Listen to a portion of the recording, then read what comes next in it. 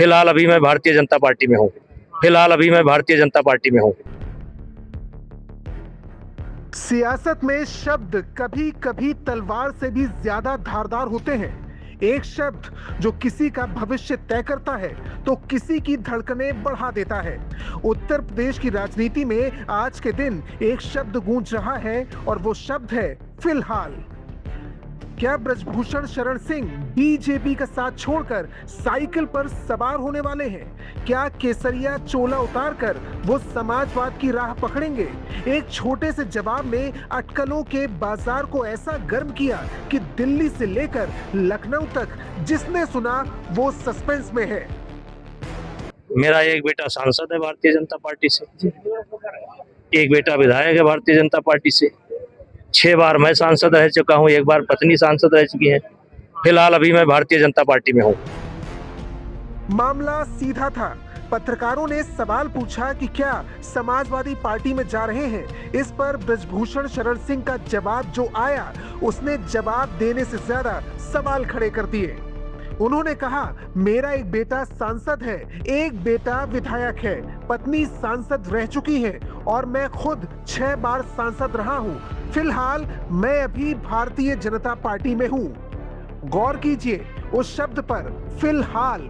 राजनीति के माहिर खिलाड़ी जानते हैं कि फिलहाल का मतलब हमेशा के लिए नहीं होता। ये एक ऐसा दरवाजा है जिसे ब्रजभूषण शरण सिंह ने खुला छोड़ा हुआ है। अगर सब कुछ ठीक होता तो वो कह सकते थे कि मैं भाजपा में हूं और कहीं नहीं जा रहा, लेकिन फिलहाल ने बता दिया कि पर्दे के पीछे कुछ तो पक रहा है। कयासों को हवा इसलिए भी मिल रही है क्योंकि ब्रजभूषण शरण सिंह और सपा प्रमुख अखिलेश यादव के बीच के रिश्ते कभी दुश्मनों वाले नहीं रहे। अखिलेश यादव ने अक्सर ब्रजभूषण के खिलाफ तीखे बयानों से परहेज किया है और ब्रजभूषण ने भी समय समय पर अखिलेश की तारीफों के पुल बांधे हैं। कुश्ती संघ विवाद के दौरान भी सपा का रुख अन्य विपक्षी दलों की तुलना में नरम रहा।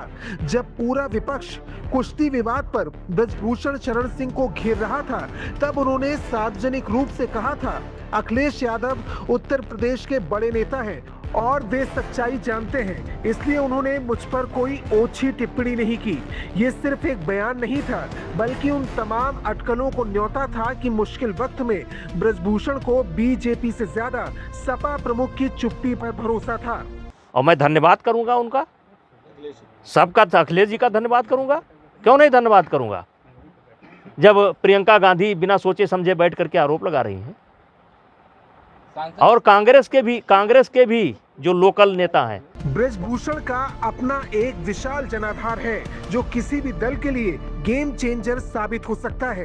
ब्रजभूषण ने अपने परिवार के पदों का हवाला देकर ये जताने की कोशिश तो की कि वो बीजेपी के वफादार हैं, लेकिन जानकार इसे एक चेतावनी की तरह देख रहे हैं। ये बीजेपी आला कमान को एक संदेश भी हो सकता है कि विकल्प अभी खुले हुए हैं। यूपी की राजनीति में बाहुबली और रसूखदार नेताओं का पाला बदलना कोई नई बात नहीं है, लेकिन अगर ब्रजभूषण जैसा कद्दावर चेहरा सपा के खेमे में जाता है तो ये बीजेपी के लिए एक बड़ा झटका और समाजवादी पार्टी के लिए पूर्वांचल से लेकर अवध तक बड़ी बढ़त हो सकता है। दूसरी तरफ अखिलेश यादव ने भी कभी ब्रजभूषण के खिलाफ मोर्चा नहीं खोला। जब पत्रकारों ने अखिलेश से ब्रजभूषण के समाजवादी पार्टी में जाने की संभावना पर सवाल पूछा तो उन्होंने इसे सिरे से खारिज करने की बजाय मुस्कुराते हुए गेंद को ब्रजभूषण के पाले में डाल दिया। अब सवाल बनता है कि क्या फिलहाल बहुत जल्द हमेशा में बदलने वाला है?